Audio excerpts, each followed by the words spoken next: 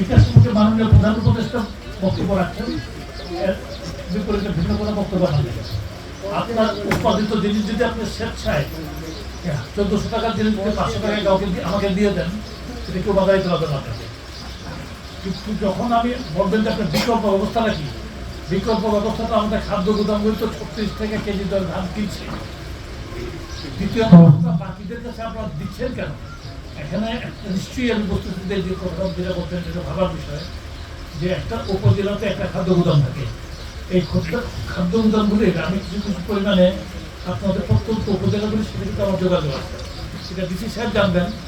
আমি ওনার সাথে একেবারে রেগুলার যোগাযোগে থাকি না, তো ওনার প্রত্যেকটা ইউএনওর সাথে আমার কোনো না কোনো কথা হয়।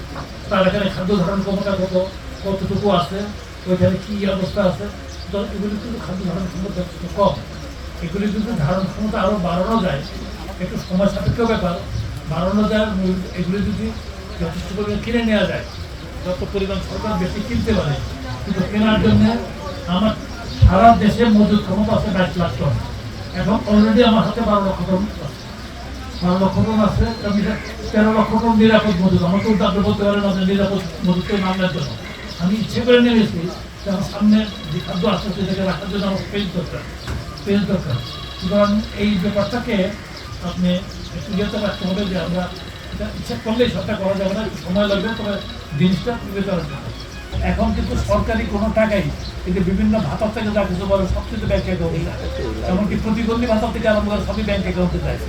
এর বিপরীতে কিন্তু কোনো কিছু করা হবে না, করা যাবে না। আর আপনারা যেটা বলছেন ব্যাংক অ্যাকাউন্ট বা যেটা সহযোগিতা করতে পারে, তার জন্য ব্যাংকারদেরকে নিয়ে একটা মিটিং শেয়ার করতে পারেন।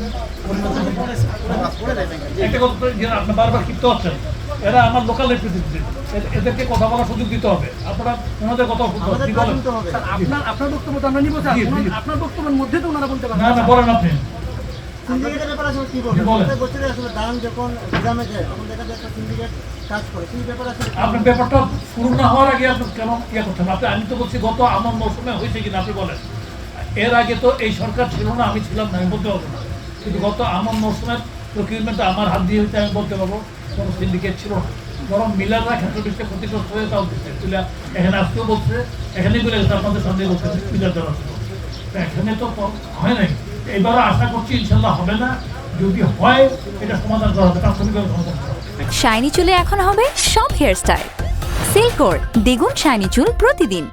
জলমহালদের জন্য যে জেলেদের যে কোঅপারেটিভগুলি, এই কোঅপারেটিভগুলি সার্টিফাই করেন জেলা মৎস্য কর্মকর্তা বা উপজেলা মৎস্য কর্মকর্তা, নিবন্ধন দেন উপজেলা সমবায় অফিস বা জেলা সমবায় অফিস। তারপরে তারা টেন্ডারে পার্টিসিপেট করতে পারে, এবং সেই কমিটিতেও টেন্ডার, সেই কমিটিতেও আপনার জেলা প্রশাসকের নেতৃত্বে জেলা পর্যায়ে হয়, সেখানেও কিন্তু সমবায় এবং মৎস্য ডিপার্টমেন্টের প্রতিনিধিরা থাকে।